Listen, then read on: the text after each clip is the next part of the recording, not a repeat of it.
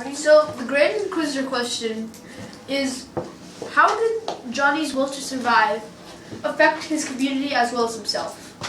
Well, it most really affected his personality, and I feel like personality. I'm not a thesaurus. I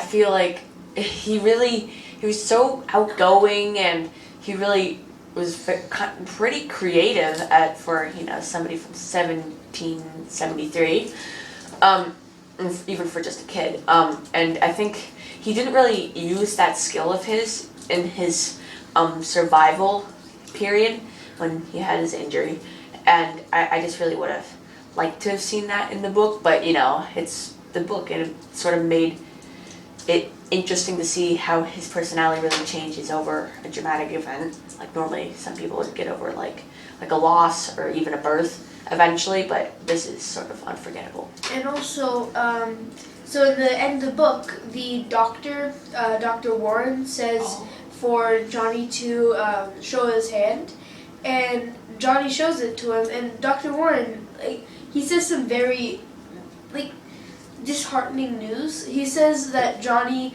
could have got his hand fixed if he came to Dr. Warren immediately. And all he had to do was rest his hand out flat, let it heal, and then all Dr. Warren had to do was cut through the scar, and he would have been able to go to silversmithing. I just wonder what would have happened if his hand would still be there. If it was still... In the beginning, then probably the book wouldn't have happened, because in the beginning, after that tragedy, his whole life went upside down. And it connects to personality, because in the beginning, when he didn't have to go through all that trouble and survive, he was just going through his life like he was the boss, he was the best, he was the judge of everyone, and he kind of acted like he was a greedy, selfish guy who only thought for himself. He thought he was the best at everything. But after he knew he had to survive, and he had to find his way to continue his life successfully, his personality changed because he had to be more flexible because his hand, and he had to be pretty much kind to his community so that they would accept him because of his disabled hand. Well, and also, sorry, Dad. Oh, it's okay. Go ahead. Also, my dad always says, courage is great, but too much courage is poison. So I think Johnny had it coming for him, because he was friends with all the other boys, but he made friends by saying, I'm better than someone else, so you should look up to me, not look up to them. He was stuck up. Yeah, he was very stuck up, and he was he was very stuck up. So continue, Dan. And the next, how did he change? To accept his sacrifices? Yeah, that's a good idea. So, well, I guess he didn't really fully accept it, but I think he just, he told himself, I had to live with it, what else could I do? But, he could have just went for help, but I guess he was just too self-conscious about his hand, and also he was very, he just didn't feel accepted after that. I feel like also after Yashav was saying after sort of the whole hand incident where he found out that he just could have gotten cut off, if you think about it, he could have easily gone to the doctor, cut it off, and then he probably could have gotten a job, maybe something else other than silversmithing, going back to his former job. And I feel like that he's probably could have really regained some of his confidence. And his popularity of everybody, because once he got the injury, it was like, oh, you can't do anything, Yeah, it's first impression of the injury. And also when he went to find a job, John Hancock, I believe. Right, I think. Yeah, he went and he showed it to him, and John Hancock laughed at Johnny's hand. That doesn't help him. That just makes his self-esteem much more lower, and it doesn't. It's just I sort of feel bad for him, but I think, as I said before, he was asking for it.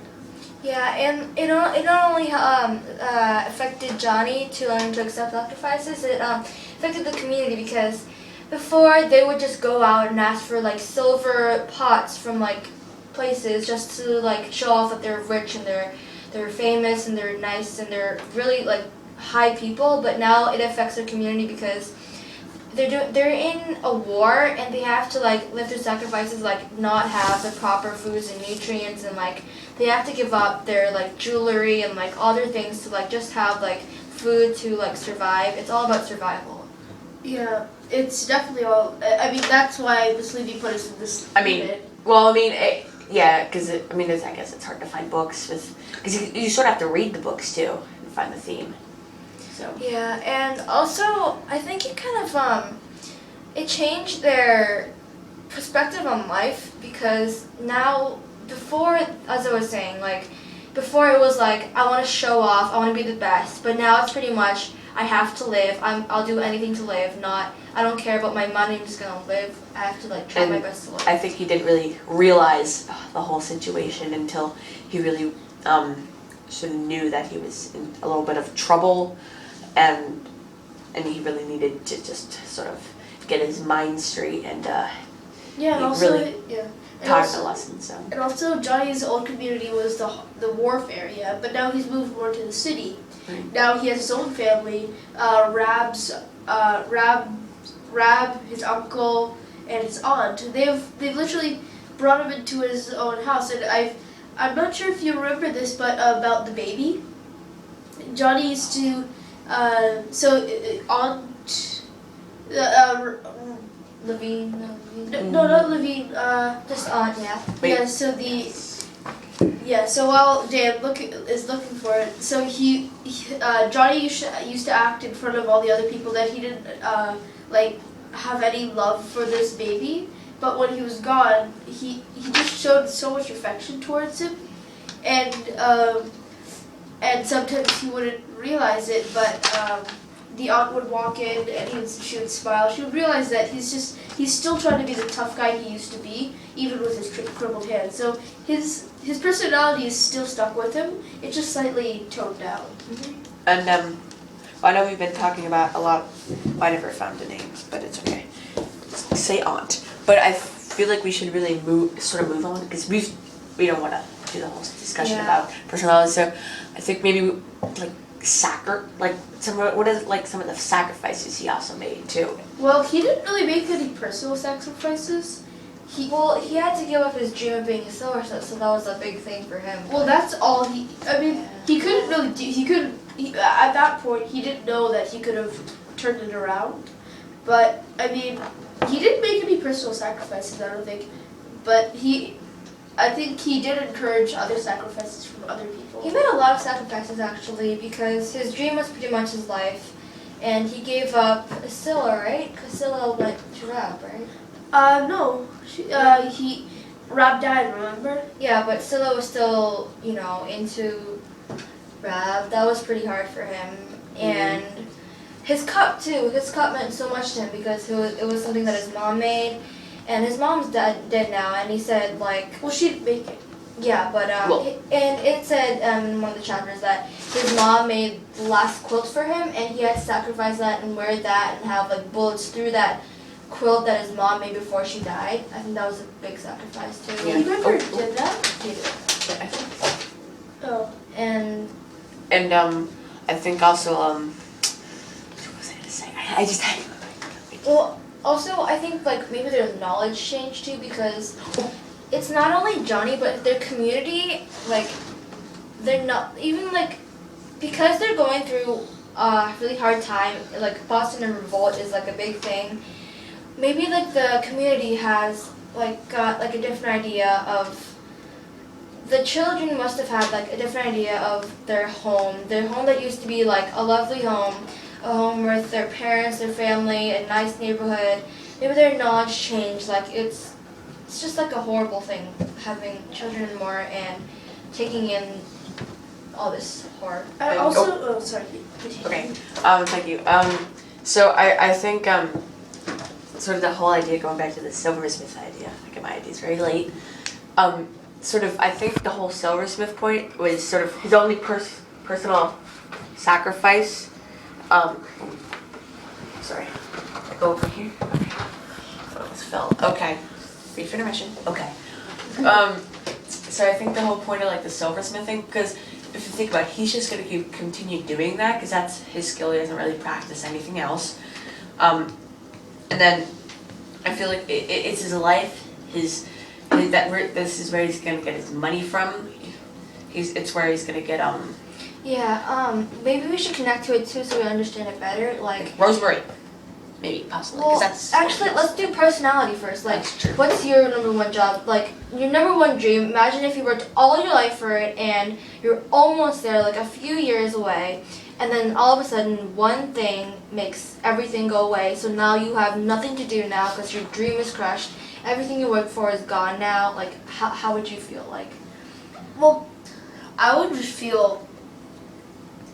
I just feel like I was worthless, sort of. I would that's feel. how Johnny probably Yeah, felt. I would feel empty. I would feel there's nothing really to do.